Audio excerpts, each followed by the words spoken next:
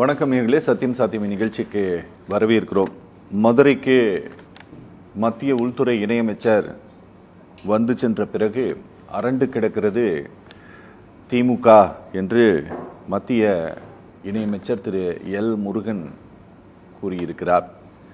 ஆதாரங்கள் இல்லாத குற்றச்சாட்டை அடுக்கடுக்காக பேசி சென்றிருக்கிறார். மத்திய அமைச்சர் என்ற பொறுப்பை மறந்து என்று முன்னாள் மத்திய அமைச்சர் ஆர் ராசா குற்றச்சாட்டை முன்வைத்திருக்கிறார். மக்களை பிளவுபடுத்தி அதன் மூலமாக அரசியல் செய்ய நினைக்கிறது பாஜக. அதை இத்தோடு அவர்கள் நிறுத்தி கொள்ள வேண்டும் என்றும் அவர் ஒரு கோரிக்கையை முன்வைத்திருக்கிறார். மத்திய அரசு ஒதுக்கக்கூடிய நிதிகளை எல்லாம் மடைமாற்றி மக்களுக்கு கிடைக்க விடாமல் செய்கிறது திமுக அரசு என்றொரு குற்றச்சாட்டையும் அரசியலை கடந்து மத்திய அமைச்சராக வீசி சென்றிருக்கிறார் மரியாதைக்குரிய திரு அமித்ஷா. இதை பற்றிய பேச இருக்கிறது இந்த அமர்வு. 4 விருந்தினர்கள் பங்கேற்க உள்ளனர். முன்னாள் சட்டப்பேரவை உறுப்பினர் வழக்கறிஞர் நிஜாமுதீன் பங்கேற்கிறார். திராவிட முன்னேற்ற கழகத்தினுடைய செய்தி தொடர்பாளர் கவிஞர் ஆண்டாள் பிரியதர்ஷினி, அரசியல் விமர்சகர் திரு நந்தகுமார், பாரதிய ஜனதா கட்சி சார்பில் திரு தூத்துக்குடி செல்வம். 4 பேரை வரவேற்று நிகழ்ச்சிக்குள் போகலாம். 4 பேருக்கு வணக்கம். சார் வணக்கம். நந்தகுமார் சார் வணக்கம். நந்தகுமார், நான் பேசுறது கேக்குதா உங்களுக்கு? கேக்குது அரவிந்த். நந்தகுமார், திரு அமித்ஷா பேசிட்டு போனது, அதுக்கு திரு ஆர் ராசா RS பாரதி தரப்பில் வழங்கப்பட்டிருக்கக்கூடிய பதில்கள், ஒடிசாவை ஒரு தமிழர் ஆள்வதா ஆட்சி செய்வதா அப்படின்ட்டு அங்க பேசியவர்கள் இங்கு வந்து தமிழர் அப்படின்ட்டு கபட வேடம் தரித்து சென்றுள்ளனர் அப்படின்னு சொல்லிட்டு அவர் பேசினது, எந்த எவிடன்ஸுமே இல்லாம ஆதாரம் இல்லாம பேசிட்டு போறாங்க அப்படின்ட்டு திரு ஆர் ராசா சொல்லி இருப்பது, டெல்லி மகாராஷ்டிராவை போல நாங்க இங்கேயும் ஆட்சியை பிடிப்போம் அப்படின்ட்டு திரு அமித்ஷா பேசிட்டு போனது, அதை பார்த்து இங்க அரண்டு கிடக்குறாங்கன்ட்டு திரு எல் முருகன் சொன்னது, நாங்க கலந்து கட்டி ஒரு கலவையாக உங்ககிட்ட இருந்து இதனுடைய மொத்த ரியாக்ஷனையும் தெரிஞ்சுக்க விரும்புறோம். இதுல சொல்லுங்களேன் பாப்போம். அவர் அமித்ஷா பேசின பேச்சு வந்து அந்த நிர்வாகிகள் மத்தியில பேசுறாரு. அந்த நிர்வாகிகளுக்கு ஊக்கமும் ஆக்கமும் கொடுக்கணுங்கிறதுக்காக சில விஷயங்களை பேசுறாரு. அவங்க ஒரிசால, ஹரியானால, டெல்லியில எப்படி வந்து மகாராஷ்டிரால எல்லாம் எப்படி அவங்களுடைய பராக்கிரமத்தை வந்து காமிச்சு ஒரு பெரிய ஹிஸ்டாரிக்கல் சக்சஸை வந்து அச்சீவ் பண்ணாங்களோ, அந்த மாதிரி 2024லயும் எப்படி வந்து 3வது முறையா மோடி அவர்களை வந்து 3வது முறையா அரியணையில ஏத்துனாங்களோ, அந்த மாதிரி 2026லயும் தமிழ்நாட்டுல ஒரு சாதனை படைக்கப்படும் அப்படிங்கிற ஒரு உத்வேகத்தையும் ஒரு ஆக்கத்தையும் வந்து அவர் வந்து கட்சியினுடைய தொண்டர்களுக்கு அங்க கொடுக்கிறாரு. சரி, அடுத்தது குறிப்பா அவருடைய பேச்சை நம்ம கூர்ந்து கவனிக்கும் போது ஒரு 10 to 11 வகையான குற்றச்சாட்டுகளை வந்து அவர் திமுகவினுடைய அரசாங்கத்து மேல வைக்கிறார். ஒண்ணு வந்து இதனால் வரைக்கும் நம்மளுடைய தமிழக அரசாங்கம் வந்து மத்தியில இருந்து நமக்கு எந்த நிதியுமே வர்றதில்லை, தமிழ்நாட்டுல வந்து வந்துச்சிட்டு இருக்காங்க, புறந்தள்ளிக்கிட்டு இருக்காங்கன்னு சொன்னாரு. அதை வந்து அவரு ரொம்ப கேட்டகரிக்கலா சொல்றாரு. யூபிஏ அரசாங்கத்துல 10 வருஷத்துல உங்களுக்கு கிடைச்சது 1,53,000 கோடி, பாரதிய ஜனதா ஆட்சியில வந்து 6,80,000 கோடி கொடுத்துருக்கிறோம். அப்ப எந்த இடத்துலயும் வந்து எப்படி கம்பேர் பண்ணாலும் வந்து நம்ம வந்து காங்கிரஸ் ஆட்சி கொடுத்ததை விட அதிகமான பணம் தான் வந்து தமிழ்நாட்டுக்கு கொடுத்துருக்கோம். அதோட மட்டும் இல்லாம சாலை மேம்பாட்டுக்காக ஒரு 63,000 கோடி, கட்டுமான பணிகளுக்காக ஒரு 77,000 கோடி, ஏர்போர்ட்டுக்காக ஒரு 3,500 கோடி, அது தனிப்பட்ட முறையில் டைரக்டாவே நம்ம வந்து ஸ்டேட்டுக்கு கொடுத்துருக்கிறோம். அப்ப இது வந்து ஒரு குற்றச்சாட்டு, தமிழ்நாடு வஞ்சிக்கப்பட்டு இருக்குதுங்கிறது இல்ல அப்படிங்கிறத புள்ளி விவரத்தோட எடுத்து வைக்கிறாரு. அடுத்தது திமுக வந்து முழுக்க முழுக்க ஊழல்ல வந்து திளைச்சு போயிருக்கக்கூடிய ஒரு அரசாங்கமா மாறி இருக்கு அப்படிங்கிற ஒரு குற்றச்சாட்டை வைக்கிறாரு. அது இப்ப நம்ம சமீபமாவே ஒரு 34 அமைச்சர்கள்ல வந்து ஒரு 10 அமைச்சர்களுக்கு மேற்பட்டவங்களுக்கு மேல வந்து ஒரு சொத்து குவிப்பு வழக்கு, அதே மாதிரி வந்து இடி ரைடு, பல வழக்குகள் நடந்துட்டு இருக்கு. அதை நம்மளுடைய சென்னை உயர்நீதிமன்றமே சுவமோட்டோவா எடுத்து பல அமைச்சர்களை வந்து, உதாரணத்துக்கு துரைமுருகன் அவர்களை வந்து 6 மாசத்துக்குள்ளார விசாரிச்சு சொல்லணும். அதே மாதிரி தங்கம் தென்னரசு மேல, KKSSR மேல, இந்த மாதிரி பல வழக்குகள் ஓடிக்கிட்டு இருக்கு. செந்தில் பாலாஜி மேல ஒரு வழக்குகள் ஓடிட்டு இருக்கு. இடி ரைடு வந்து பாத்தீங்கன்னாக்கா உங்களுக்கு சற்றேறக்குறைய ஒரு 4-5 அமைச்சர்கள் மேல இடி ரைடு. KN நேரு, ஜெகத் ரட்சகன், ஏவா வேலு, கதிர் ஆனந்த், ஐ பெரியசாமி, அப்ப இந்த மாதிரிலாம் வந்து திமுக வந்து ஊழல்ல வந்து ரொம்ப தெளிச்சு போயிருக்காங்கங்கிற குற்றச்சாட்டை வைக்கிறாரு. அடுத்தது இளைஞர்களுக்கு ஒரு பெரிய ஏமாற்றம் கொடுத்துருச்சு இந்த அரசாங்கம், இளைஞர்களுக்கு வந்து ஒரு வாய்ப்பு இல்லாத போயிருச்சுங்கிற ஒரு குற்றச்சாட்டு வைக்கிறாரு. அது எந்த அடிப்படையில குற்றச்சாட்டு வைக்கிறாங்கன்னா, திமுக வந்து 2021 தேர்தல் வாக்குறுதியில அப்ப அவங்க கொடுத்திருந்த வாக்குறுதி, அன்றைய தேதியில அரசாங்கத்துல வந்து 3.5 லட்சம் பணியிடங்கள் வந்து காலி இருக்கு, அதை நாங்க வந்தா நிரப்புவோம், அதோட 2 லட்சம் புதிய வேலை வாய்ப்புகளை வந்து நாங்க உருவாக்குவோம். அப்ப இந்த மாதிரி 6 லட்சம் வேலை வாய்ப்புகள் வந்து ஒரு 5 வருஷத்துல உண்டாகும்னா அதை கனவு கண்டு பல இளைஞர்கள் வந்து எதிர்பார்த்து திமுகவுக்கு வாக்களிச்சிருப்பாங்க. அப்ப அவங்களுக்கு எல்லாம் வந்து பாத்தீங்கன்னா இன்னைக்கு சட்டமன்றத்துல நம்மளுடைய இந்த பட்ஜெட் பண்ணும்போது கூட சொன்னாங்க, கடந்த 4 வருஷத்துல வெறும் 40,000 பணியிடங்கள் தான் அரசாங்கத்துல நிரப்பப்பட்டிருக்குது. அதோட இந்த வருஷத்துல ஒரு அடிஷனலா ஒரு 40,000 வேலை வாய்ப்புங்கும் போது அவங்க ப்ராமிஸ் கொடுத்ததுல வந்து ஏகப்பட்ட ஏமாற்று வந்து குறிப்பா ஏமாந்தது வந்து இளைஞர்கள்ங்கிற ஒரு குற்றச்சாட்டு வைக்கிறாரு. அதே மாதிரி அவங்க 2021 வச்ச கொடுத்த தேர்தல் வாக்குறுதியை பூரா 90% மேல நாங்க நிறைவேற்றணும்னு சொல்லிட்டு ஸ்டாலின் அவர்கள் தெரிவிச்சிட்டு இருக்காங்க. ஆனா அவங்க வந்து ஒரு 10% தான் வந்து நிறைவேற்றி இருப்பாங்க. அது வேணா அவங்க வந்து தேர்தல் வாக்குறுதி பட்டியலோட வரட்டும், நம்ம வேணா விவாதிக்கலாம் அப்படிங்கிற மாதிரி ஒரு குற்றச்சாட்டை வைக்கிறாரு. அடுத்தது இன்னைக்கு இது வந்து ஊழல் மட்டும் இல்ல, தமிழ்நாட்டுல வந்து கள்ளச்சாராயம் கரபுரண்டு ஓடி இருக்குங்கிற ஒரு குற்றச்சாட்டை வைக்கிறாரு. அதே நம்ம பார்த்தோம், வித்தின் வந்து ஒரு 10-11 மாசத்துக்குள்ளார செங்கல்பட்டு, மதுராந்தகம், அதே மாதிரி இப்ப கள்ளக்குறிச்சி எல்லாம் சேர்த்து ஒரு 90 பேர் வந்து உயிரிழந்து அந்த குடும்பத்துக்கெல்லாம் போய் 10 லட்சம் ரூபாய் நஷ்ட ஈடு வந்து கொடுத்ததை நம்ம பார்த்தோம். அப்போ இந்த குற்றச்சாட்டையும் வைக்கிறாரு. அதே மாதிரி தென் மாவட்டங்கள்ல வந்து சாதிய வன்கொடுமை வந்து அதிகமாயிருச்சு, ஏகப்பட்ட பிரச்சனைகள் வந்து ஓடுது. உதாரணத்துக்கு வந்து வேங்கை வயல் பிரச்சனை, நாங்குநேரி பிரச்சனை, திருநெல்வேலியில நடக்கிற பிரச்சனை, இப்ப சமீபமா நடந்த சாதிய தகராறு. அதே மாதிரி அவங்க வந்து சாதிய தகராறு இப்ப சமீபமா அந்த இடம் எனக்கு என்ன காடு ஏதோ ஒரு வறுமை பேரு எனக்கு மறந்து போச்சு, அந்த பேர் எனக்கு தெரியல, அதனாலதான் நான் கேட்டு தெரிஞ்சுக்கலான்ட்டு. பேர் மறந்துச்சு. இப்ப ஒரு மாசத்துக்குள்ளார அந்த பிரச்சனை வந்துச்சு, அவங்க காரு வீடு எல்லாம் கொளுத்துனாங்க அப்படின்னு சொல்லிட்டு வந்துச்சு. சரி. அடுத்தது பெண்களுக்கு உண்டான பாதுகாப்பு இல்லை அப்படிங்கிற ஒரு குற்றச்சாட்டை வைக்கிறாரு. அந்த பெண்களுக்கு உண்டான குற்றச்சாட்டை பத்தி பாராளுமன்றத்துல வந்து சௌகதா ராய்ங்கிறவர் வந்து ஒரு அன்ஸ்டார்டு கொஸ்டின் எழுப்புறாரு. கேள்வி எண் வந்து 3088. இன்னைக்கு வந்து இந்தியாவுல பெண்களுக்கு எதிரான பாலியல் வன்கொடுமைக்கும் குழந்தைகளுக்கு எதிரான பாலியல் வன்கொடுமையினுடைய கட்டுப்பாடு எந்த அளவுக்கு நீங்க கட்டுப்பாடு பண்ணிருக்கீங்கன்னு அதுல வந்து மினிஸ்டர் வந்து இது அன்ஸ்டார்டு கொஸ்டின்ங்கறனால கேள்வி பதில் ஓரலா இருக்காது, அவங்க ரிட்டன் டாக்குமெண்ட்டை சப்மிட் பண்ணுவாங்க. அதுல national crime records bureau NCRB data வந்து 3 வருஷத்துக்கு அந்த அமைச்சர் சப்மிட் பண்றாரு, 2020, 21, 22. அதுல எடுத்து பார்க்கும்போது எண்ணிக்கையினுடைய அடிப்படையில பெண்களுக்கு எதிரான பாலியல் குற்றத்துல வந்து தமிழ்நாடு வந்து 15வது இடத்துல மாநிலமா இருக்குது. ஆனா வளர்ச்சின்னு பார்க்கும்போது 2020 இருந்து 22க்கு உண்டான வளர்ச்சியை பார்க்கும்போது உங்களுக்கு சற்றேறக்குறைய அது வந்து 39% வளர்ச்சி. இது ஆல் இந்தியாவுடைய வளர்ச்சி பாத்தீங்கன்னா வெறும் 20% தான். அப்ப 2 மடங்கு பெண்களுக்கு எதிரான பாலியல் வன்கொடுமையில தமிழ்நாடு வந்து துரிதமா வளர்ந்துகிட்டு இருக்கு. அதே மாதிரி அனெக்சர் 2 வந்து அதே ரிப்போர்ட்ல கொடுக்கறாங்க. குழந்தைகளுக்கு எதிரான பாலியல் வன்கொடுமை பார்க்கும்போது ஒட்டுமொத்தமா நம்ம அந்த லிஸ்ட்ல பார்க்கும்போது நம்ம 6வது இடத்துல இருக்கிறோம். ஆனா வளர்ச்சி விகிதத்துல பார்க்க போகும்போது ரொம்ப ஷாக்கிங்கா நம்ம வந்து 2வது இடத்துல இருக்கிறோம். ஒட்டுமொத்த பாரதத்துல வந்து பாத்தீங்கன்னா குழந்தைகளுக்கு எதிரான பாலியல் வன்கொடுமை வந்து 26%. அதே தமிழ்நாட்டுல வந்து பாத்தீங்கன்னா 52%.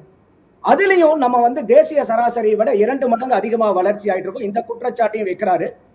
அடுத்தது வந்து நான் வரும்போது பூரா நாம எப்பயுமே வந்து இங்க வந்து ஸ்டாலின் அவர்களும் தமிழினுடைய பெருமையை வந்து நிறைய பேசுறாரு.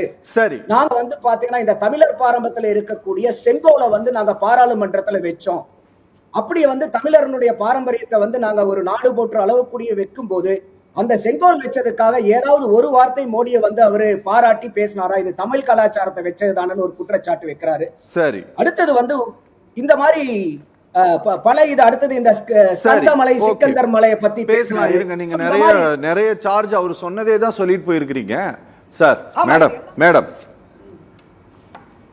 அமித்ஷா சொன்னதை திரும்ப அவர் அப்படியே சொல்லி இருக்கிறாரு. நீங்க பதில் சொல்லுங்களேன் தயவு செஞ்சு. ஆதாரத்தை எடுத்து வச்சிருக்கேன் நான் உங்களுக்கு. இல்ல சகோதரர் நந்தகுமார் பேசுறத கேட்டா அமித்ஷா சின்ன உருவம் பேசுன மாதிரியே இருந்தது. சரி, ஏன்னா பொத்தாம் பொதுவா எந்த விதமான கேட்டனால தரவுகள் நான் பதில் சொல்றேன். நந்தகுமார் இருங்க, நீங்க பேசும்போது யாரும் குறுக்கிடல, கொஞ்சம் அமைதியா இருங்க. கொஞ்சம் அமைதியா இருக்க சொல்லுங்க. திடீர்னு இப்படி குதிச்சுக்கிட்டே இருந்தா அவருக்கு பொறுக்க மாட்டேங்குது. நாங்க உண்மையான தகவல்களை சொல்லும் போது அவர் பேசுற அந்த பொய் குற்றச்சாட்டுகளை எல்லாம் நமக்கு வாய் மூடி மௌனியாக இருந்து கேட்டுக்கிட்டு இருக்கோம், காது வலிக்க வலிக்க. ஆனா நான் ஒரு வார்த்தையை ஆரம்பிக்கிறதுக்கு முன்னாடி ஏன் அப்படி குதிக்கிறாங்க? சரி சொல்லுங்க. அதனால அமைதியா இருக்க சொல்லுங்க. ஆமா, நீங்க சொன்னதுல எந்த விதமான தரவுமே இல்ல. எந்த இடத்துல அந்த சாதிய குற்ற சம்பவம் நடந்ததுன்னு நெறியாளர் கேட்கிறாரு. நிமிஷத்துக்கு மேல பேசியிருக்கேன், கொஞ்சம் அமைதியா இருங்க. சாதிய கலவரம் எந்த இடத்துல நடக்குதுன்னு கேட்கிறாரு பொதுவெளியில. நீங்க பொதுவெளியில எங்கேயோ அது மறந்து போச்சே அப்படிங்கிறீங்க. அந்த ஜோதிடம் பார்க்கும்போது நட்சத்திரங்களுக்கு பலன் சொல்லுவாங்கல்ல, குடும்பத்துல மகிழ்ச்சி, இன்றைக்கு விருந்து உண்ணுவீங்க, உறவினர் வருகை, இப்படி ஒரு சில குறிப்பிட்ட விஷயங்கள் தான் நடக்கும் நம்மளை மாதிரி மக்களுக்கு. அதையே மாத்தி மாத்தி மாத்தி போட்டுப்பாங்க. அந்த மாதிரி இருக்கு நந்தகுமார் பேசுறது. இந்தியாவில் இருக்கக்கூடிய எல்லா மாநிலங்களிலும் என்னென்ன குற்றங்கள் நடக்குமோ அது எல்லாத்தையும் ஒட்டுமொத்தமா அவியலா போட்டு தமிழ்நாட்டில் நடக்குது அப்படின்னு பேசுவது கண்டனத்துக்குரியது. நான் மிகவும் வன்மையாக கண்டிக்கிறேன். இவர் பேசுற அத்தனைக்கும் என்னால வார்த்தைக்கு வார்த்தை பதில் சொல்ல முடியும். முதல்ல ஹிஸ்டாரிக்கல் சக்சஸ் அப்படிங்கிறாரு மோடி அவர்களோட சக்சஸ். அது இவிஎம் சக்சஸ்ங்கிறது உலகத்துக்கே தெரியும்பா. இந்தியாவில் இருக்கக்கூடிய நந்தகுமார் வேணா அதை பத்தி பேசாம இருக்கலாம். ஆனா உலகளாவிய அளவில் எப்படி இவிஎம் என்கின்ற அந்த மெஷினால் மட்டுமே மோடி அவர்கள் ஜெயித்து கொண்டிருக்கிறார்கள். மகாராஷ்டிராவை பத்தி அப்படி புகழ்ந்து பேசுறாரு. மகாராஷ்டிரா தேர்தலில் சாயங்காலம் 5 மணிக்கு மேல 5 லட்சம் வாக்காளர்கள் எப்படி வர முடியும்? 5 லட்சம். சரி, ஒரு 5000 பேர் வந்தாங்கன்னா கூட ஓகே, ஒத்துக்கலாம். 5 லட்சம் வாக்காளர்கள் எப்படி வந்தாங்க ஒரே நேரத்துல? அதுக்கு பதில் இருக்கா? சரி, ஓகே. இல்ல, இது அவ்வளவுதான். எனக்கு நீங்க அமித்ஷா பேசுறதுக்கு பதில் அதுதான் அவர் கோட் பண்றத நான் எழுதி வச்சிருக்கேன். அவ்வளவுக்கும் பதில் சொல்லி ஆகணும். அப்புறம் மோடி 3வது முறைங்கிறார். 3வது முறை இல்ல, இது முதல் முறையாக மைனாரிட்டி அரசு. அதை முதல்ல ஒத்துக்க சொல்லுங்க. அடுத்தது 1 லட்சம் கோடி காங்கிரஸ் ஆட்சி காலத்துல கொடுக்கப்பட்டது. இப்போ 6 லட்சத்தி சொச்சம் அப்படிங்கிறாரு. அப்ப உள்ள நிதி நிலைமை என்ன, அப்ப உள்ள வருமானம் என்ன, அப்ப உள்ள பணத்தின் மதிப்பு என்ன, அந்த நிலைக்கு அவர்கள் கொடுத்திருக்கிறார்கள். இப்போ விலைவாசி ஏறி இருக்கிறது, பணத்தின் மதிப்பு குறைந்து இருக்கிறதா ஏறி இருக்கிறதாங்கிறது அவருக்கே தெரியும். அதனால 6 லட்சம் கோடிங்கிறது கொடுக்கிறது ஒன்றியத்தின் கடமை. அதை ஒரு பெருமையா சொல்றதுங்கிறது எப்படி நீங்க பெருமையா எடுத்துக்க முடியும்? அது மாதிரி ஏர்போர்ட், இன்ஃப்ராஸ்ட்ரக்சர், போர்ட், இந்த மாதிரி விஷயங்கள் எல்லாம் தமிழ்நாட்டுக்கு கொடுத்திருக்காங்கன்றார். இதைத்தானே நாங்க சொல்றோம். ஏர்போர்ட் கொடுத்திருக்காங்க, போர்ட் கொடுத்திருக்காங்க, இன்ஃப்ராஸ்ட்ரக்சர் கொடுத்திருக்காங்க. ஏன்னா அது எல்லாமே அதானிக்கும் அம்பானிக்கும் செல்வது. தமிழர்களாகிய ஒரு அரவிந்தாட்சனுக்கும் ஆண்டாளுக்கும் சகோதரருக்கும் வந்திருக்கா? இந்த மாதிரியான எளிய மக்களுக்கு என்ன வந்து சேர்ந்திருக்கு பிஜேபியோட ஆட்சியில இருந்து? வெறுமே கேஸோட, நாங்களே அதுதான் கேக்குறோம். என்னன்னா கேஸோட 50 ரூபாய் மானியத்தை கூட கொடுக்கல. ஏழை எளியவர்களுக்கு போயிட்டு இருந்த அந்த மானியத்தை கூட நாமம் போட்டிருக்காரு நம்முடைய பிரதமர்ங்கிற போது, அப்படிப்பட்ட பிரதமரின் ஆட்சியில் இருக்கக்கூடிய உள்துறை அமைச்சர் வந்து இங்க ஒளரி கொட்டியிருக்கார் மதுரையில. அவரை பார்த்து இவர் புலாங்கிதமா பேசிட்டு இருக்காருன்னா எப்படி இதை ஏத்துக்க முடியும்? அடுத்தது சொத்து குவிப்பு வழக்கு, இடி ரெய்டு, அதுல எங்களுடைய தலைவர்களுடைய பெயரையெல்லாம் அடுக்கிறாரு. தங்கம் தென்னரசு, செந்தில் பாலாஜி, கதிர் ஆனந்த், ஐ பெரியசாமி, ஜெகத் ரட்சகன் அப்படின்னு நாங்க சொல்ல ஆரம்பிக்கட்டுமா? சிஏஜி வழக்கு என்னாச்சு? அப்புறம் ரஃபேல் ஊழல் என்னாச்சு? அந்த ஹிண்டன்பர்க் அறிக்கை என்னாச்சு? இப்ப சமீபத்துல அதானியை பத்தி வந்தது இல்ல ஊழல் அறிக்கை அமெரிக்கால, அதற்கு என்ன பதில் இருக்கிறது? அப்புறம் டெல்லியில அந்த துவாரகா ரோடு போட்டாங்க. 1 கிலோமீட்டருக்கு 250 கோடி செலவு பண்ணி தங்கத்தால ரோடு போட்டிருக்காங்க. உலகத்திலேயே எங்கேயும் இல்லாத அளவுக்கு. அது ஒரு ஊழல் இல்லையா?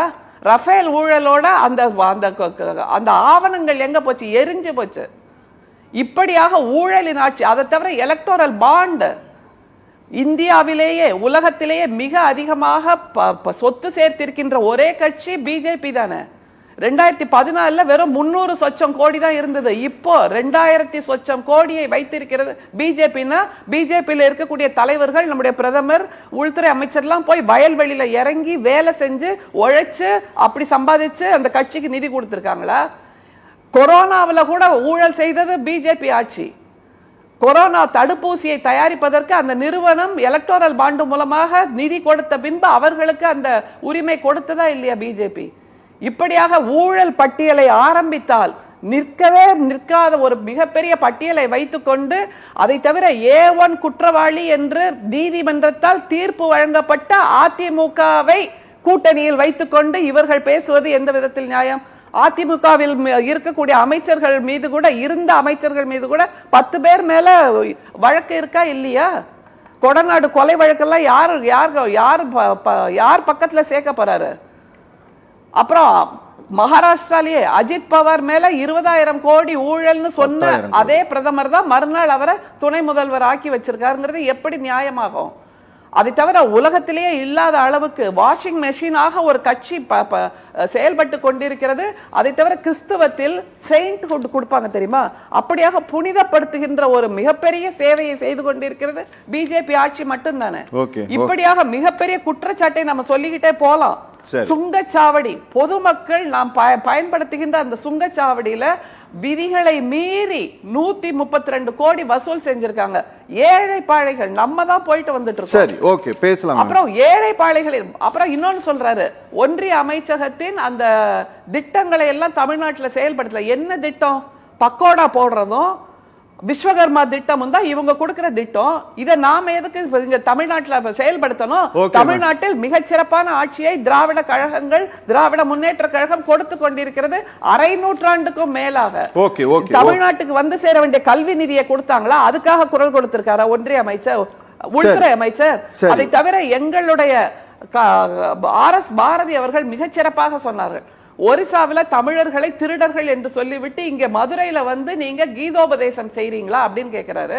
அதே மாதிரி எங்களுடைய மதிப்புக்குரிய ராசா அண்ணன் அவர்கள் மிகச்சிறப்பாக சொல்கிறார், மத கலவரத்தை தூண்டி இங்கே இருக்கின்ற அமைதி பூங்காவான நிலையை மாற்றி தமிழ்நாட்டில் எப்படி இங்கே இருக்கக்கூடிய மக்களின் நிம்மதிக்கு குந்தகம் விளைவிப்பது என்பதை யோசித்து அதற்கான ஸ்கெட்ச் போட்டு கொடுத்த மாதிரி இருந்தது அமித்ஷா அவர்களின் பேச்சு. அது உள்துறை அமைச்சரின் தகுதிக்கும் அவர் வகிக்கின்ற பதவிக்கும் பொருத்தமானதாக இல்லை என்று சொல்லி இருக்கிறார். தூத்துக்குடி செல்வம் சார், வணக்கம் சார்.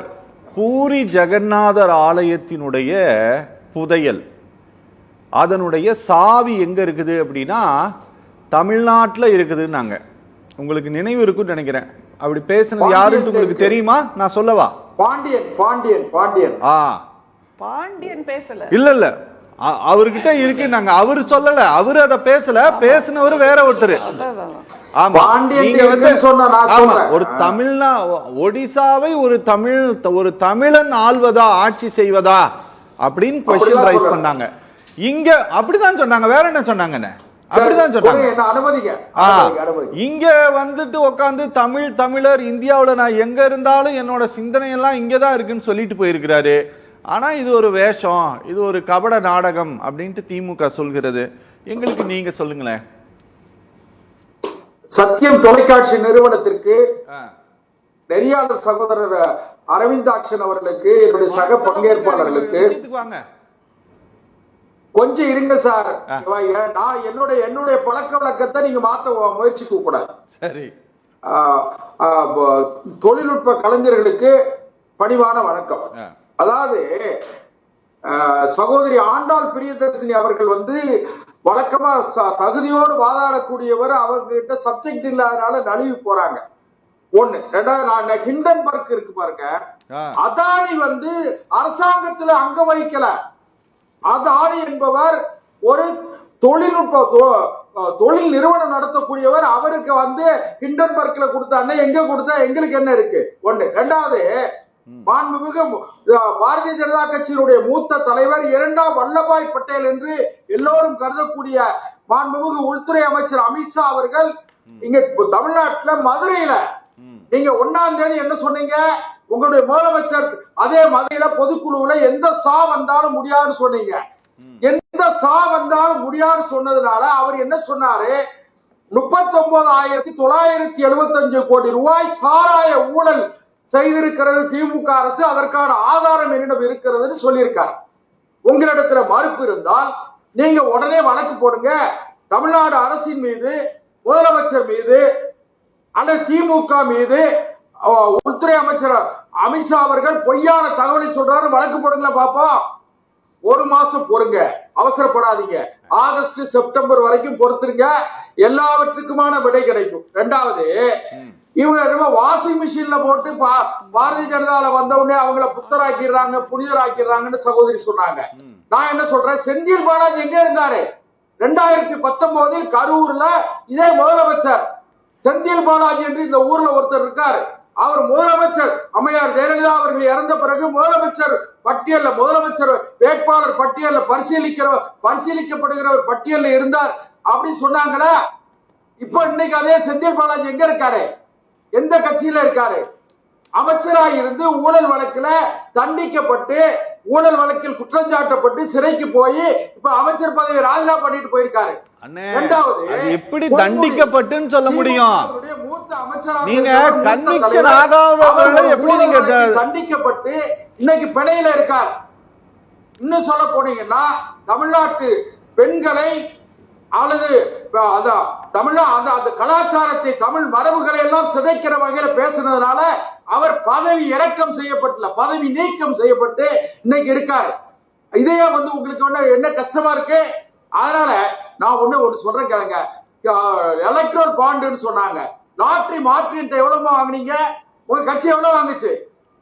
510 கோடி ரூபாய் ஒரே ஒரு நிறுவனத்துல இருந்து திமுக வாங்கிச்சா வாங்கலையா?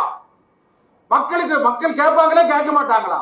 அதனால இந்த ஊழலை பற்றி பேசுவதற்கு பாருங்க, அதே கம்பெனி கிட்ட பிஜேபியும் வாங்கியிருக்கு. அதனால திமுக அரசு என்றைக்கு வீட்டுக்கு அனுப்பப்படும் என்று மக்கள் காத்திருக்கிறார்கள். அதனால நீங்க ஒண்ணு பெரிய நியாயத்தை பேசி பூசி மெழுகிட முடியாது. ஒண்ணு. ரெண்டாவது, அறிவாலயத்தில் இருக்கிற திமுகவுடைய தலைமை நிலைய செயலாளர் RS பாரதி பேசுறாரு, தமிழ் தமிழ் தமிழ் சொல்லி பேசுறாங்க சொல்லி. எந்த இடத்திலாவது தமிழ்நாட்டை சார்ந்தவர் ஒடிசாவில இருக்கிற அரசை நடத்துகிறார் என்று சொல்லி இருப்பாங்க. அதே நேரத்துல பூரி ஜெகநாதருடைய ஆலயத்து சாவியை திருடி விட்டு போயிட்டார் ஒரு காலம் சொல்லல. பூரி ஜெகநாதர் ஆலயத்தினுடைய சாவி தமிழ்நாட்டை சார்ந்த பாண்டியனிடம் இருக்கிறது என்று சொன்னது உண்மை. அதுல அவர்கிட்ட தானே இருந்தது. இவ்வளவு பேசுறீங்களே, ஒரிசா மக்கள் பாரதிய ஜனதா கட்சியை தானே ஆதரிச்சாங்க, உங்களை ஆதரிக்கல. உங்களுடைய இந்தியா கூட்டணி ஆதரிக்கல, நவீன் பட்நாயக் ஆதரிக்கல. அதனால நீங்க ரொம்ப உங்களுடைய தூத்துக்குடி செல்லும் சார், இப்படி பேசி போகாதீங்க, தப்பு. நீங்க ஒரு IAS ஆபீசர் முதலமைச்சருக்கு நெருக்கமாக இருந்தாருங்கிறதுக்காக மொத்த அதிகாரமும் அவர்கிட்ட இருக்கு. அரசு ஊழியர்களுக்கு கொடுத்த வாக்குறுதி, எந்த வாக்குறுதி நிறைவேற்றப்படவில்லை.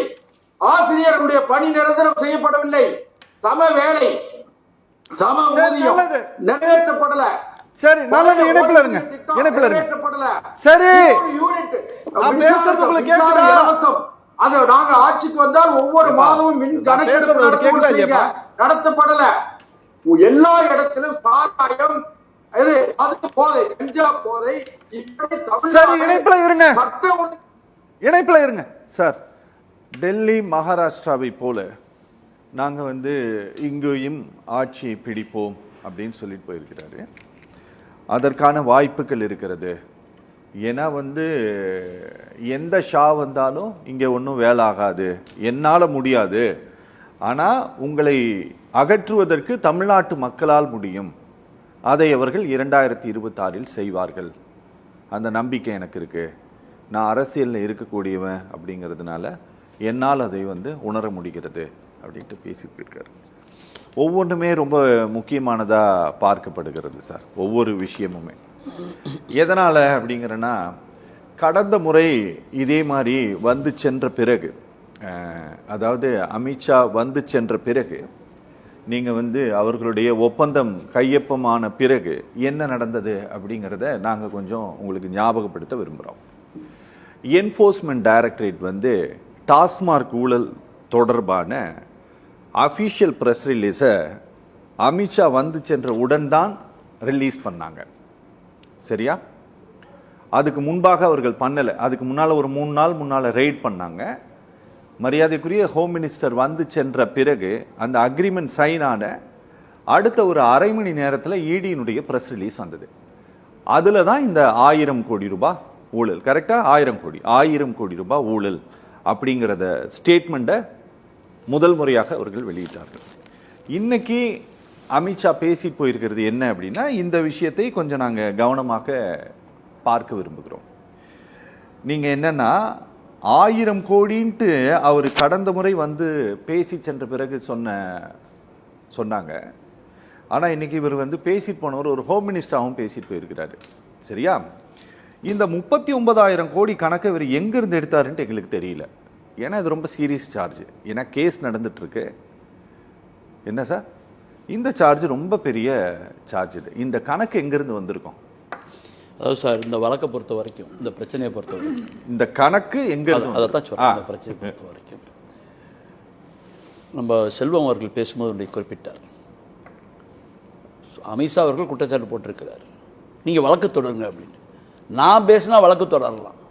அவர் உள்துறை அமைச்சர், அவர் அந்த தரவு கிடைத்திருந்தார், அவர் வழக்கு பதிவு செய்திருக்க வேண்டும். அது என்ற ஒன்றிய அரசு. அமித்ஷா என்பவர் தனிநபர் அல்ல. அமித்ஷா வெளியே வந்து போனால் தனிநபர் ஆக முடியாது. அவர் ஒரு ஒன்றிய அமைச்சர். அவருக்கு எங்கேருந்து வேணாலும் தகவல் வந்திருக்கட்டும், அது பொய்யாக இருக்கட்டும் உண்மையாக இருக்கட்டும், அதை விசாரணைக்கு உத்தரவுடைய பொறுப்பு யாருடையது? இதை நினைச்சு பார்க்கணும்.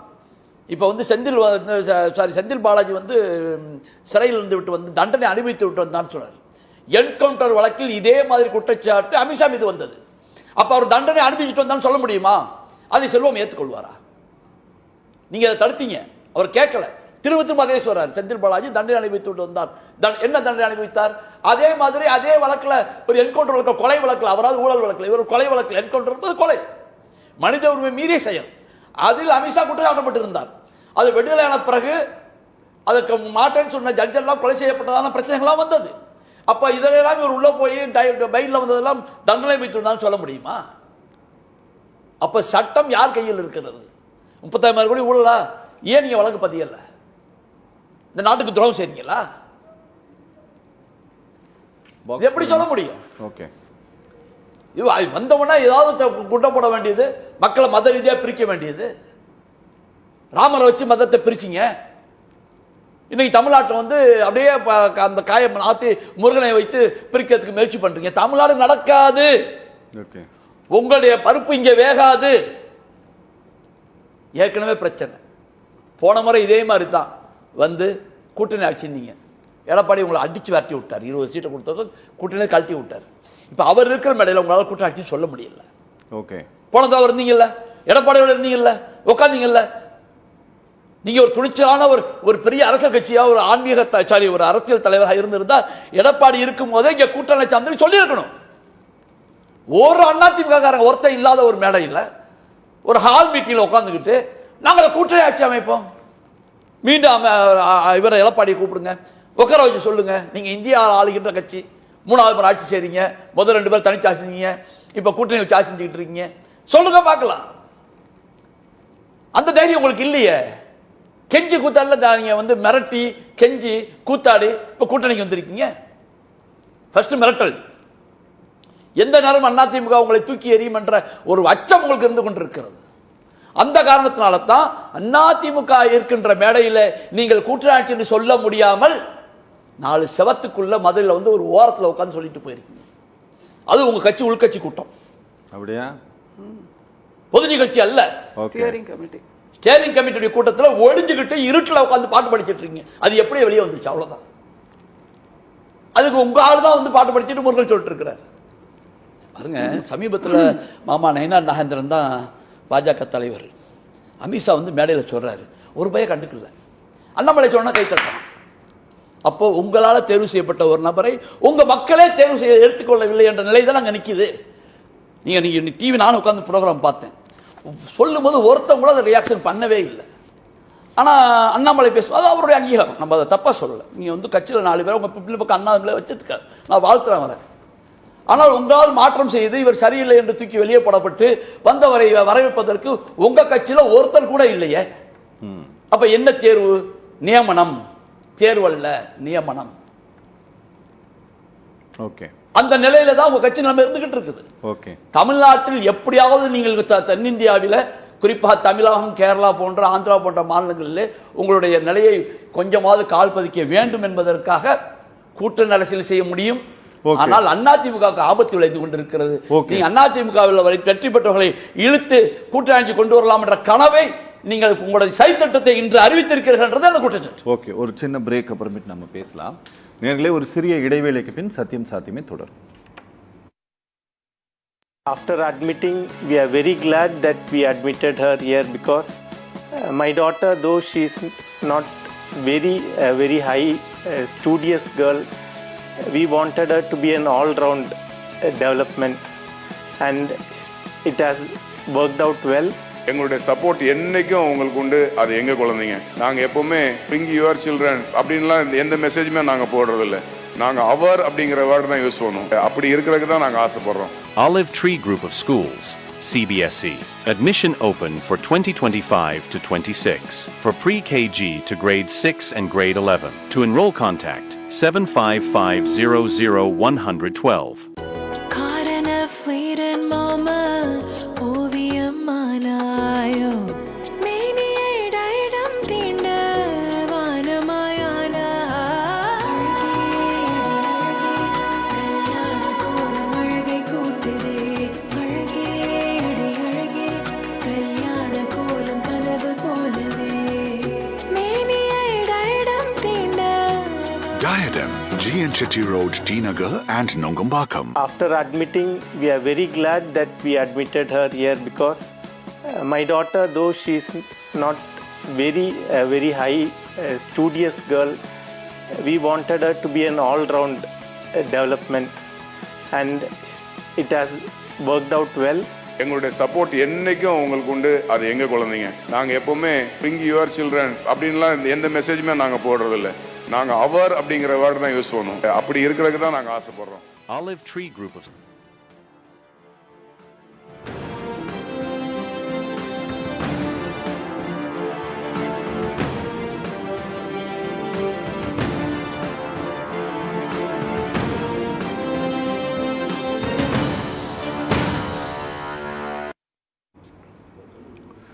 நேர்களே, சத்தியம் சாத்தியமே தொடர்கிறது.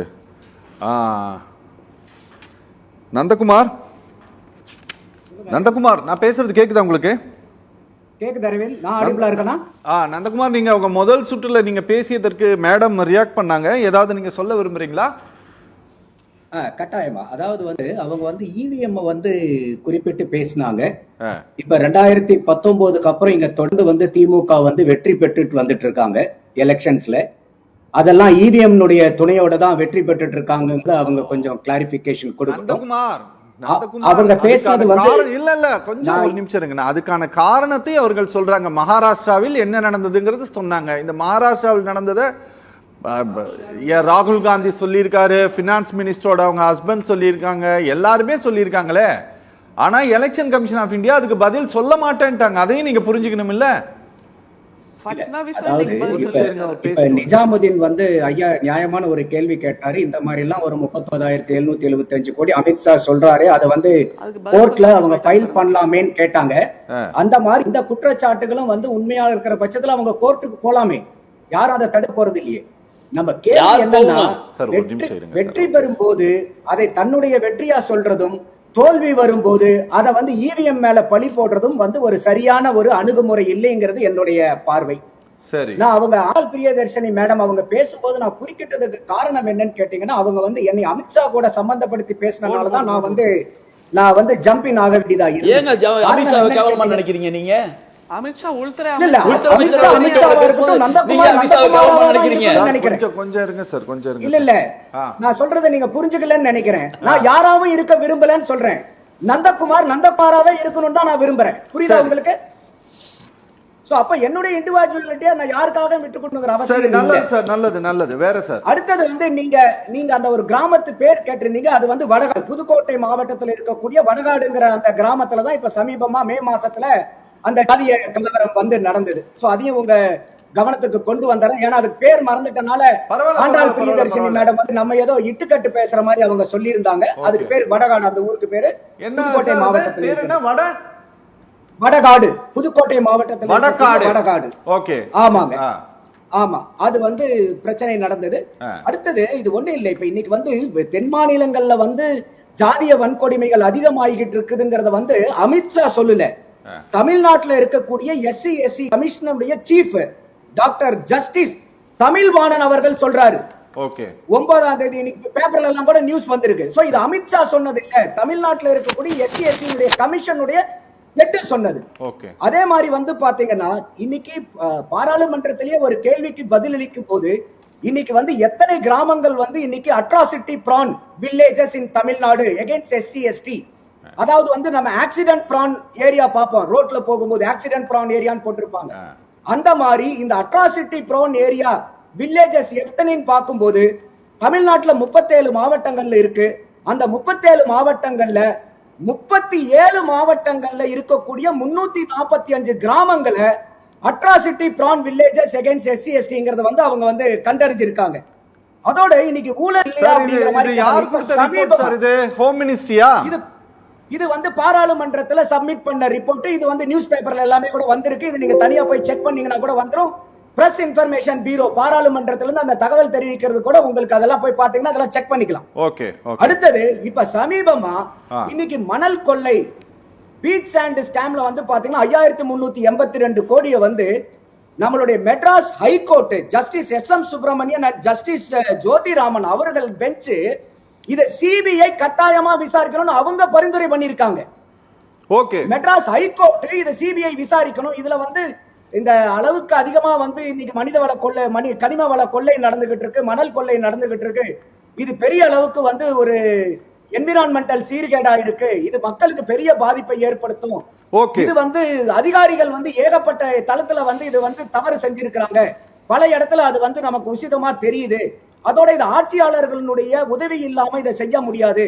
அதனால CBI இதை முன்னுக்கு எடுத்துக்கிட்டு இதை யார் யாரெல்லாம் இதுல வந்து ஈடுபட்டிருக்காங்களோ, அது அதிகாரிகளா இருந்தாலும் சரி, ஆட்சியாளர்களா இருந்தாலும் சரி, விதிமுறைகளை மீறின குவாரி ஓனர்களா இருந்தாலும் சரின்னு சொல்லிட்டு சென்னை ஹைகோர்ட் ஜஸ்டிஸ் பெஞ்ச் வந்து இதுக்கு ரெக்கமெண்ட் பண்ணிருக்காங்க CBI கேஸுக்கு. அப்போ இது எல்லாமே வந்து இன்னைக்கு பாரதிய ஜனதா மேல எனக்கும் பல குற்றச்சாட்டுகள் இருக்கு, பல விமர்சனங்கள் இருக்கு. அதுக்காக இன்னைக்கு இருக்கக்கூடிய தமிழக அரசாங்கத்து மேல வைக்கக்கூடிய குற்றச்சாட்டை எல்லாம் அவங்க மேல குற்றச்சாட்டு இல்லையா அப்படிங்கிற கேட்கறனால இவங்க மேல குற்றச்சாட்டு இல்லைன்னு நிரூபிக்க போறாங்களா? அப்ப நம்ம ஒரு தமிழ்நாட்டுல ஒரு தமிழனா பார்க்க வேண்டியது, தமிழ்நாட்டை யாரு சூறையாடினாலும், அது எந்த கட்சியை சார்ந்தவங்க சூறையாடினாலும் அவங்க தண்டிக்கப்பட்டு மக்களுடைய பணம் மக்களுக்கு சென்றடைய வேணுங்கிறதா என்னுடைய நிலைப்பாடு. ரொம்ப பொங்குறாரு நந்தகுமார். அவர் வெளி மாநிலங்களுக்கெல்லாம் போய் பார்த்துட்டு வராரா என்னன்னு தெரியல. ஏன்னா பிஜேபி ஆளுகின்ற பல ஆண்டுகளாக ஆளுகின்ற அந்த மாநிலங்கள்ல கூட இந்த தமிழ்நாட்டில் இருக்கக்கூடிய வளர்ச்சி இல்ல. தமிழ்நாட்டின் வளர்ச்சியை உங்ககிட்ட வரும்போது பேசுங்க. நீங்க நடக்கணுமான்னு கேட்க சரி ஒரு நிமிஷம் சார், நீங்க பேச வேண்டியதெல்லாம் பேசிருங்க. இல்ல வெளிமாநிலத்தில் நடந்துட்டா இங்கேயும் நடக்கிறோம். அப்போ வெளிமாநிலத்தில் நடந்திருக்கிறது இங்கேயும் நடந்திருக்கிறது ஒத்துக்கிடுங்க.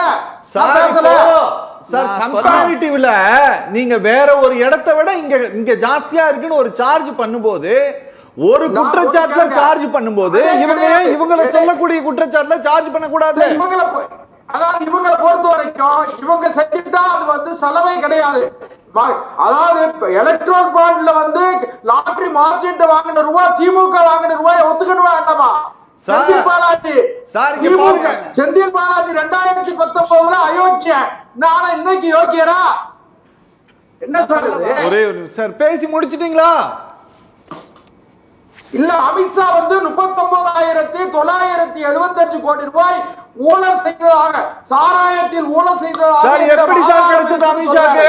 திமுக வழக்கு போடுங்க சார். எப்படி கிடைச்சதுன்னு அமித்ஷாவுக்கு வழக்கு போடுங்க சார். வழக்கு போடுறது வழக்கு போடுறதா ஒன்றிய அமைச்சர் வழக்கு போடுவாரா? கொஞ்சம் அமைதியா என்ன பேசுறீங்க? புரியலையே. நீங்க நீங்க ஒன்றிய அரசாங்கத்துடைய உள்துறை அமைச்சர், உங்ககிட்ட ஒரு தகவல் கிடைச்சா நீங்க வந்து அரசு வழக்கு போட சொல்லணுமே ஒழிய ரோட்ல கத்திரி போய் நாங்க வழக்கு போடுவோமா? நீங்க சுப்ரீம் கோர்ட்டுக்கு போங்க சார். எப்படி சார் நடக்கும்? உங்களை நான் சொன்னா நீங்க வழக்கு போடலாம். என்ன நீங்க சொன்னா வழக்கு போடலாம். நீங்க சுப்ரீம் கோர்ட்டுக்கு போங்க. அண்ணே இப்படி குறுக்கிடாதீங்கண்ணே, கொஞ்சம் பேச அனுமதிங்க. எங்களால வீடியோ கட் பண்ணவும் முடியாது, ஒண்ணும் முடியாது. என்ன நீங்க இப்படி பண்ணிட்டு கிடக்குறீங்க மேடம்? சொல்லுங்க. அவர் திரும்ப சொல்றாரு எலக்டோரல் பாண்ட் மூலமாக திமுகவுக்கும் நிதி வந்தது நாங்க ஏத்துக்கிறோமே, ஒத்துக்கிறோமே. ஆனால் அப்புறம் நம்முடைய அண்ணா, என்னண்ணே நீங்க இப்படி பண்றீங்க? அப்போ வேணும் பண்றீங்களாண்ணே? ஆனா ஒரு விஷயத்தை நீங்க நினைவுபடுத்தணும். இப்ப மிக சமீபத்துல கூட தமிழ்நாட்டில் இருக்கக்கூடிய ஒரு நிறுவனத்துக்கு ஒரு குறிப்பிட்ட அளவு 250 கோடி எலக்டோரல் பாண்ட் மூலமாக இல்லாமல் கட்சிக்கு நிதி கொடுத்த உடனே அவங்களுக்கு ஒரு ஒப்பந்தம் கிடைச்சதா இல்லையா? சமீபத்துல வெளிவந்த தகவல். அதை தவிர திமுகவுக்கு அந்த நிறுவனம் இவ்வளவு தொகையை கொடுத்தது என்றால் அந்த நிறுவனத்துக்கு திமுக ஏதாவது பொறுப்பை கொடுத்ததா, ஒரு ஒப்பந்தத்தை கொடுத்ததா? இல்ல பிஜேபி தான் அதை தொடர்ந்து செஞ்சிட்டு இருக்கு. அதைத்தான் நாங்கள் கேள்வியாக கேட்கிறோம். அதை தவிர அட்ராசிட்டி ப்ரோன் ஏரியா அப்படின்னு நந்தகுமார் சொல்றாரு. அட்ராசிட்டி ப்ரோன் நேஷனாகவே இந்தியாவை மாற்றி வைத்திருக்கிறார்களே. நம்முடைய பிரதமர் அமெரிக்காவுக்கு போனப்போ கூட அங்க இருக்கின்ற அந்த செய்தியாளர் கேள்வி கேட்டாங்களா இல்லையா? இந்தியாவில் சிறுபான்மையினருக்கு எதிராக இழைக்கக்கூடிய குற்றங்கள் அதிகமாக நடக்கிறதே அப்படின்னு. அப்போ உடனே நம்முடைய பிரதமர் என்ன சொன்னாரு? நாங்கள் ஜனநாயகத்தின்படி நடக்கிறோம் அப்படின்னு பொங்கினாரா இல்லையா? அது தவிர இன்னொன்னு கேள்வி இருக்கு. நந்தகுமார் போன்றவர்கள் செலக்டிவ் அம்னீஷியால இருக்காங்களா? இங்க இருக்கிற ஏதோ ஒரு மாவட்டத்தில் இருக்கக்கூடிய ஒரு சிற்றூரில் ஒரு சாதி கலவரம், மணிப்பூர்ல அந்த பெண்மணியை நிர்வாணமாக இழுத்து வந்த போது இவர் எங்க போயிருந்தாரு? கண்ணை மூடி தூங்கிட்டு இருந்தாரா? கும்பகர்ண தூங்கிட்டு இருந்தாரா? இவரும் சரி, தூத்துக்குடி செல்வம் அண்ணனும் சரி இப்படியாக பேசிக் கொண்டிருக்கிறார்கள். அடுத்தது திரும்ப அவர் சொல்றாரு மணல் கொள்ளைன்னு. ஒரு இடத்துல மணல் கொள்ளை நடக்குதுங்கிறத அவர் தரவு மூலமா சொல்லட்டும், அதை பத்தி எங்களுக்கு கவலை இல்லை. ஆனா அரிட்டாப்பட்டியில இருக்கக்கூடிய அந்த டங்ஸ்டன் சுரங்கத்தை தடுத்து நிறுத்தியது யார்?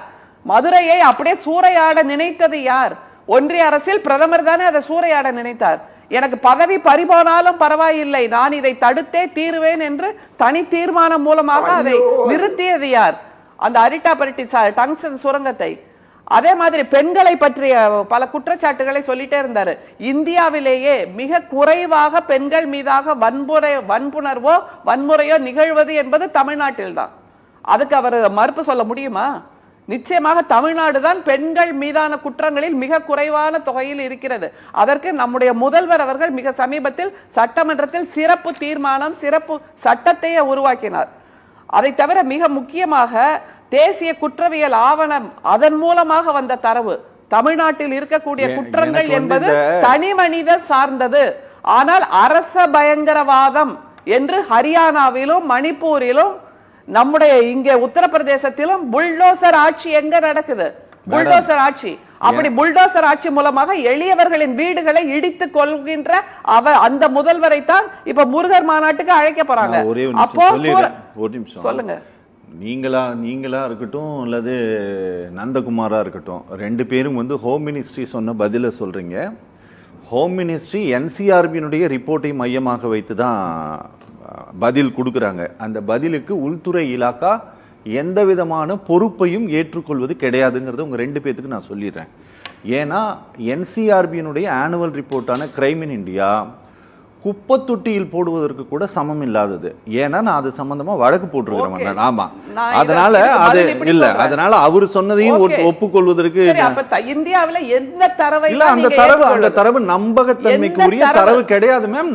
நான் கேஸ் ஃபைல் பண்ணிருக்கேன் டெல்லி ஹைகோர்ட்ல. எந்த தரவு தான் இந்தியாவில சாஸ்வசமா எல்லாமே ஃப்ராட், எல்லா தரவும் ஃப்ராட். அது தவிர இன்னொன்னு, அப்படின்னு எல்லா இடத்துலயும் கை கழுவி விட்டாங்கன்னா ஒன்றிய அரசு எல்லாவற்றிலும் கை கழுவி விடுகிறது. இப்போ பகல்காம் அட்டாக், அதிலும் கை கழுவி விட்டது. எப்படின்னா அந்த 4 தீவிரவாதிகளோட புகைப்படத்தை மறுநாள் வெளியிட்டாங்கல்ல, அவங்கள பிடிச்சாங்களா? உள்துறை அமைச்சகம் என்ன பண்ணிட்டு இருந்தது? அது உள்துறை அமைச்சகத்தோட பொறுப்பு தானே. அந்த புகைப்படத்தை அதிகாரப்பூர்வமா அரசாங்கத்தினுடைய எந்த ஏஜென்சியும் வெளியிடல. யார சொல்றதா நீங்க நம்புவீங்க? எதையுமே அப்ப பெட்ரோல் விலை ஏறிக்கிட்டே இருக்க இல்லீங்க, அதுக்கும் எங்களுக்கு சம்பந்தம் இல்ல. நிதி ஆயோக் மூலமா எங்களுக்கு நிதி வரலையே இல்லீங்க, எங்க அரசுக்கும் நிதி ஆயோக்கும் சம்பந்தம் இல்ல, எங்க அரசுக்கும் எதுக்குமே சம்பந்தம் இல்ல. பெண்களுக்கு அந்த 50 ரூபாய் மானியம் வரலையே கேஸ்ல இல்லீங்க, எங்களுக்கும் இந்த மானியத்துக்கும் சம்பந்தம் இல்ல. அப்படி எதை எடுத்தாலும் கை கழுவுகின்ற அரசாகவே பிஜேபி அரசு இருக்குன்னா அவங்களுக்கும் மக்களுக்கும் என்ன தொடர்பு இருக்கிறது? இப்படிப்பட்ட ஒரு ஆட்சியை நடத்தி கொண்டிருக்கின்ற உள்துறை அமைச்சர் மிக சிறப்பான ஆட்சியை நடத்தி கொண்டிருக்கின்ற எங்களுடைய தலைவர் முதல்வர் ஆட்சி செய்கின்ற தமிழ்நாட்டில் மத பிளவுவாதத்தை உருவாக்குவதான ஒரு பேச்சை வெளியிட்டிருக்க. இதை சாமானியர்கள் பேசியிருந்தா இந்நேரம் சுவமோட்டோவா அவங்க வழக்கு பதிவு பண்ணிருப்பாங்க. உள்துறை அமைச்சர் பேசி இருக்கிறார் என்பதனால் இதை கடந்து போயிட்டு நந்தகுமார் போன்றவர்களோ தூத்துக்குடி செல்வம் போன்றவர்களோ ஆமோதித்து பேசிக் கொண்டிருக்கிறார். சார் வணக்கம். தூத்துக்குடி செல்வம் சார் வணக்கம். நான் முதல்ல பேசும்போது ஒரே ஒரு சின்ன தவறான ஒரு விஷயம் சொல்லிட்டேன். அதாவது பாரதிய ஜனதா கட்சி அதிமுக கூட்டணி உறுதியான போது அடுத்து உடனடியாக வந்த செய்தி என்ன அப்படின்னா, என்ஃபோர்ஸ்மெண்ட் டைரக்டரேட் வெளியிட்டது என்ன அப்படின்னா, இந்த டிவிஹெச் சம்பந்தமான இடத்துல நடந்த ரெய்டு குறித்த செய்தி வெளியில வந்தது. ஆனா ரொம்ப அன்அபிஷியலாக என்ஃபோர்ஸ்மெண்ட் டைரக்டரேட் கசிய விட்ட தகவல் என்ன அப்படின்னா, அமைச்சர் நேரு சம்பந்தமான அலுவலகங்கள்ல அவருடைய துறையிலெல்லாம் ஊழல் நடந்திருக்கு, டெண்டர்ல எல்லாம் ஊழல் நடந்திருக்குன்னு சொல்லிட்டு அதுக்கு அடுத்த நாள் திமுகவினுடைய சட்டத்துறை அதுக்கு பதில் கொடுத்தாங்க. அதனால ஒரு ஸ்ட்ரக்சர்டா பிஜேபியினுடைய ஒவ்வொரு செயல்பாடும் இருக்கிறதுனால நான் கேட்க விரும்புகிறேன். 1000 கோடி ரூபாய் அப்படின்னு சொல்லிட்டு அமலாக்கத்துறை வழக்கு தொடர்ந்து அது உச்சநீதிமன்றத்தில் அந்த வழக்கு நடந்து கொண்டிருக்கும் போது அதனுடைய விசாரணை நிறுத்தணும் அப்படின்னு சொல்லி எல்லாம் இவங்க கேஸ் போட்டுக்கிட்டு இருக்கும்போது இந்த நாட்டினுடைய ஹோம் மினிஸ்டர் 39,000 கோடி அளவிற்கு மாநில அரசாங்கத்தினுடைய ஒரு பொதுத்துறை நிறுவனத்துல, மாநில அரசாங்கமே நடத்துற நிறுவனத்துல இவ்வளவு கோடி ஊழல் நடந்திருக்கு அப்படின்னு சொல்லிட்டு போறாரு. அமலாக்கத்துறை எடுத்து விசாரித்து கொண்டிருக்கக்கூடிய வழக்குகள்ல பெரும்பாலான வழக்குகள் அதிமுக ஆட்சி காலத்தில் போடப்பட்ட எஃப்ஐஆர் வெறும் 7 எஃப்ஐஆரோ 8 எஃப்ஐஆரோ தான் திமுக காலத்தில். இப்ப அதுவே 1000 கோடி தான் ஊழல் அப்படின்னா இந்த 39,000 கோடி ஊழல் எங்க இருந்து சார் வந்தது? அதாவது மத்திய உள்துறை அமைச்சருக்கு அவருக்கு தகவல் திரட்டி கொடுக்கக்கூடிய உளவுத்துறை, மத்திய உளவுத்துறை ஒன்று இருக்கு. அது எப்படி ஒரு இன்வெஸ்டிகேஷன் கேஸ் எப்படி உளவுத்துறை திரட்டி கொடுக்க முடியும்? நான் ஒரே ஒரு விஷயம் கேளுங்க சார். மாநில அரசாங்கத்துக்கும் உளவுத்துறை இருக்கு, மத்திய அரசாங்கத்துக்கு உளவுத்துறை இருக்கு, ஐபி இருக்காங்க, எஸ்பி இன்டெலிஜென்ஸ் இருக்காங்க, சிசிஐடி இருக்காங்க. அதுக்கு பிறகு அதாவது ஒவ்வொரு உளவுத்துறையிலேயே கிட்டத்தட்ட 8 அமைப்பு 8 பிரிவுகள் இருக்கு. அதெல்லாம் ஒரு பிரிவும் கிடையாது நீங்க சொல்றதெல்லாம் இருக்கு சார். கேளுங்க, நீங்க சொல்றது அன்அபிஷியல் இல்ல, அன்அபிஷியல் மெசேஜ் வச்சு நீங்க பேசிக்கிட்டு இருக்கும் போது சார் பேசிட்டு போனவரே ஹோம் மினிஸ்டர் சார். நான் சொல்றதை கேளுங்க, எனக்கு அனுமதிங்க ப்ளீஸ். அதாவது மத்திய உள்துறை அமைச்சர் ஒரு தவறான தகவலை திமுகவினுடைய நல்ல மதிப்பு, திமுகவினுடைய நல்ல மதிப்பை கெடுப்பதற்காக மத்திய அமைச்சர் தவறான தகவலை சொல்லிவிட்டு போகிறார் சொல்லி நீங்க திமுகவினுடைய வழக்கறிஞர் பிரிவு உடனே உச்ச நீதிமன்றத்துக்கு போயிருக்க வேண்டியதானே? சார் சார் சார் அவங்க போறாங்க போல சார், எங்களுக்கு சொல்லுங்க சார், நாங்க தெரிஞ்சுக்கணும். நீங்க 1000 கோடி ரூபாய் ஊழல்னா அமலாக்கத்துறை கேஸ் ஃபைல் பண்ணிருக்கு. அதுவும் ஒரு கிளப் ஆஃப் எஃப்ஐஆர் 40க்கும் அதிகமான முதல் தகவல் அறிக்கைகளை எடுத்துக்கிட்டு நீங்க இந்த நாட்டினுடைய ஹோம் மினிஸ்டர் உட்கார்ந்துகிட்டு 39,000 கோடி அதே நிறுவனத்துல ஊழல் நடந்திருக்குங்கிறாரு. எங்க இருந்து தகவல் கிடைச்சது? நீங்களே ஒத்துக்கிட்டீங்களா? 7 எஃப்ஐஆர் திமுக ஆட்சியில போடப்பட்டதுன்னு சொல்லி 7 எஃப்ஐஆர் திமுக ஆட்சியில போடப்பட்டது. இன்னும் சொல்ல போனா பிரிடிகேட் அஃபென்ஸ் இல்லாம, பிரிடிகேட் எஃப்ஐஆர் இல்லாம இடி வர முடியாதுன்னு எல்லோருக்கும் தெரியும். இதுல வந்திருக்காங்க. இப்பொழுது ஆரம்ப கட்ட நிலையில் 1000 கோடி தெரிந்திருக்கிறது. இன்னும் போக போக இன்னும் சொல்ல போனா சுப்ரீம் கோர்ட் கொஞ்சம் அமைதியா இருங்க, அவர் பேசி முடிச்சுட்டு. சுப்ரீம் கோர்ட்ல வெக்கேஷன் முடிஞ்சிரு, சுப்ரீம் கோர்ட் ஓபன் ஆன பிறகு, பங்கன் ஆன பிறகு ஜூலை மாதத்துக்கு பிறகு பாருங்க. அப்ப ஈடி 39,000 கோடின்னு சொல்லுமா? இல்ல பாருங்க, தேவைப்பட்ட விசாரிச்சு உண்மையாக இருக்கும்போது வரத்தர செய்யும். அப்போ ஈடி அமித்ஷா சொல்றபடி தான் செயல்படுது. இல்ல சார், என்கிட்ட ஒரு தகவல் இருந்தா அந்த தகவலை நான் ஈடிக்கு கொடுப்பேன். ஈடிக்கு நான் என்கிட்ட ஒரு தகவல் இருந்தால் அதை நான் ஈடிக்கு கொடுப்பேன். நான் ஒன்னே ஒண்ணு கேளுங்க சார், திமுக ஒன்று மற்ற ஆந்திராவை பாருங்கள், ஹைதராபாத்தை பாருங்கள், பீகாரை பாருங்கள், சண்டிகரை பாருங்கள், இதெல்லாம் கதை கிடையாது. நீங்க ஊழல் செய்திருக்கிறீர்களா இல்லையா, அல்லது ஊழல் வழக்கில் சம்பந்தப்பட்டவர்கள் உங்கள் அமைச்சர்களாக இருக்கிறார்களா இல்லையா, ஊழல் வழக்கில் தண்டிக்கப்பட்டவர்கள், வாய் கொழுப்படுத்தி பேசி அமைச்சர் பதவியில இருந்து நீக்கப்பட்டவர்கள், ஊழல் வழக்கில் சார் இங்க பாருங்க சார், தூத்துக்குடி செல்லும் சார், தூத்துக்குடி செல்லும் சார், இங்க பாருங்க, இந்த அரசாங்கத்திலாவது மாநில கட்சி ஆளக்கூடிய ஒரு மாநிலமா இது இருக்கிறதுனால ஒரு எதிர்ப்பு வந்தது அப்படின்னா ஜனநாயக பூர்வமாக ஒரு கட்சி அவருடைய கட்சி பொறுப்பை பறித்தது, சந்தர்ப்பம் அமைந்த போது அவருடைய அமைச்சர் பதவியும் பறிச்சிருச்சு. ஆனா நீங்க உங்க கட்சியை சேர்ந்த ஒரு அமைச்சர் ஒரு ராணுவத்தினுடைய கர்னல என்ன பாகிஸ்தான் தீவிரவாதின்னு சொல்றாரு. அதனுடைய பெயர் காரணத்தினால் ஏதாவது உங்க பார்ட்டி நடவடிக்கை எடுத்ததா? மன்னிப்பு கேட்டிருக்காரு சார். என்ன மன்னிப்பு கேட்டாங்க? இவரு தான் மன்னிப்பு கேட்டாரு. இல்ல மன்னிப்பு கேட்டிருக்காரு. இன்னைக்கு ஒரு விஷயம் தெரியுமா உங்களுக்கு? என்ன? இன்னைக்கு வந்து மதுரையில கோர்ட் சுப்ரீம் கோர்ட் ஒத்துக்க மாட்டேன்றுச்சு சார்.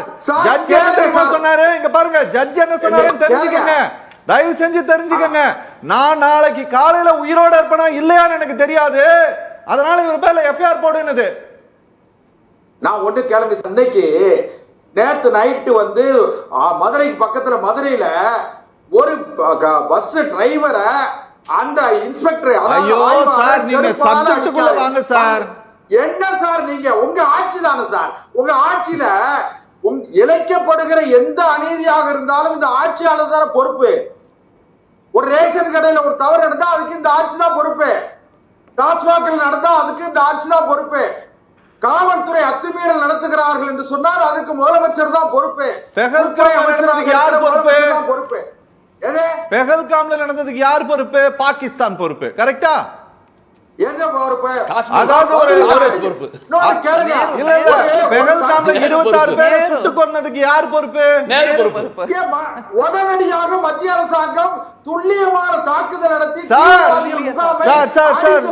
இணைப்புல இருங்க சார், நான் டைம் ஆச்சு எனக்கு. உலக அரங்கில இந்தியாவுடைய மதிப்பை உயர்த்தி இருக்கிறார் சார். ஒரு மாநில அரசு மேல நீங்க எல்லாவற்றையும் பொறுப்புடைமையாக்கும் போது 26 பேர் கொல்லப்பட்டதற்கும் 42 பேர் கொல்லப்பட்டதற்கும் இந்த அரசாங்கம் பொறுப்பெடுத்துக்கிச்சா? சார் ஒரே ஒரு விஷயம், தீவிரவாத தாக்குதலுக்கும் ஊழலுக்கு என்ன சம்பந்தம்? எல்லாத்துக்கும் சம்பந்தம் இருக்கு. ஒரு ஆள் அடிச்சதுக்கு சம்பந்தப்படுத்துறீங்கல்ல? தீவிரவாதிகள் ஒரு அந்நிய தேசத்தினுடைய தீவிரவாதிகள் அத்துமீறுகிறார்கள், அதுக்கு பதிலடி கொடுத்திருக்கு. ஆனால் மக்களுடைய வரிப்பணத்தை சுரண்டி கொடுப்படுத்த அலைகிறவர்களுக்கு நீங்க எப்படி நாம வக்காலத்து வாங்க முடியும்? எங்க சார் கன்விக்ஷன் ஆயிருக்கா? வழக்கே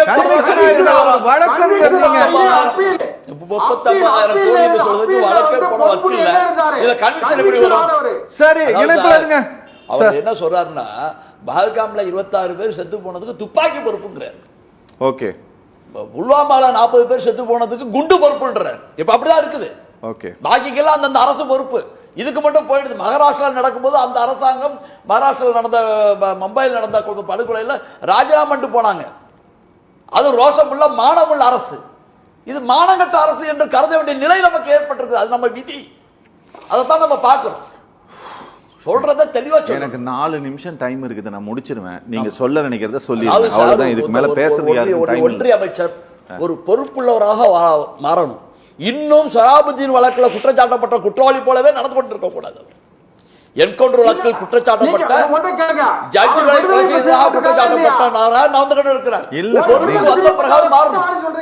கரெக்டா பேசுறேன். நான் கரெக்டா பேசுறேன். வழக்கில் இருக்கா நான் சொல்லலையே. குற்றம் சாட்டப்பட்டிருந்தாரா இல்லையா? அது உண்மைதானே. அதே மாதிரி தான் நடந்துகிட்டு இருக்கிறாரு அவரு. இப்ப வந்தாரு 30,000 கோடிக்கு 39,000 கோடிக்கு வழக்கு கேட்ட செல்வன் நான் சொல்றாரு 1000க்கு போட்டுட்டோம், இருப்புல வச்சு அடிக்கிறோம் 38,000. உங்களுக்கு யார் தகவல் கொடுத்தா அதை நீங்க எங்க செய்யணும்? சொல்றீங்க உள்துறை அமைச்சர் கொடுக்கலாம், ரைட் இருக்கு. உள்துறை அமைச்சர் யாரும் சொல்லணும், வழக்கு பதிவு சொல்லணும். ஏன் வழக்கு பதியல? என்ன காரணம்? அதே அரசியல் மேடையில் வந்து பேசுறீங்க. அரசு மேடையில் பேச வேண்டியவற்றை அரசியல் மேடையில் பேச வேண்டிய காரணம் என்ன? என்ன காரணம்? இல்ல சார், எனக்கு கீழடியை பத்தி நீங்க பேசுறதுக்கு யோகியதை இருக்குது. கீழடியை பத்தி பேசிருக்கீங்க. இன்னைக்கு கீழடியை செயல்பட விடாமல், கீழடியை ஆய்வுபட விடாமல் டிரான்ஸ்பர் பண்ணி அதை கெடுத்து குட்டிச்சாராக்குனது நீங்க.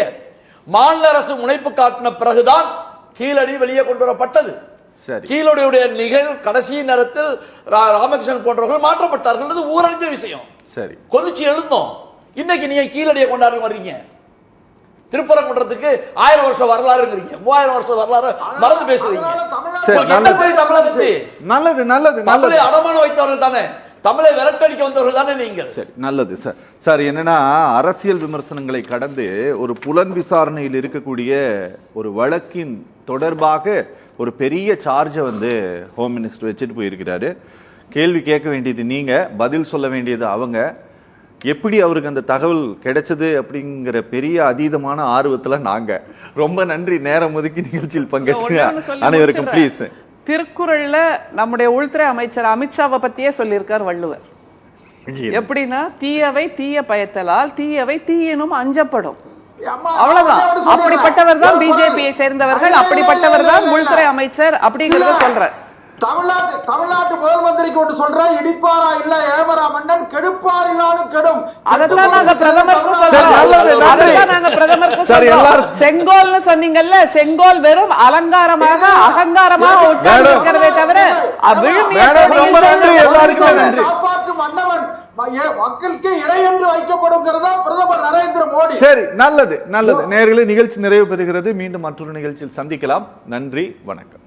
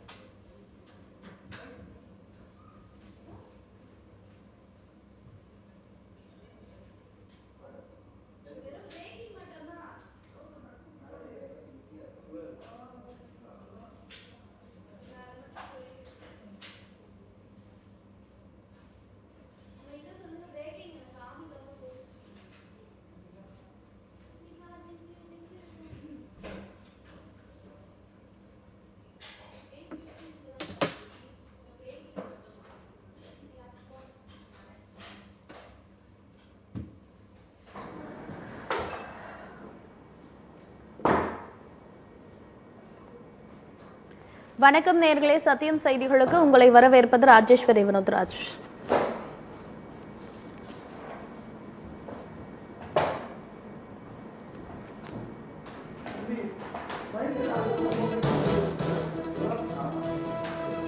Stand by.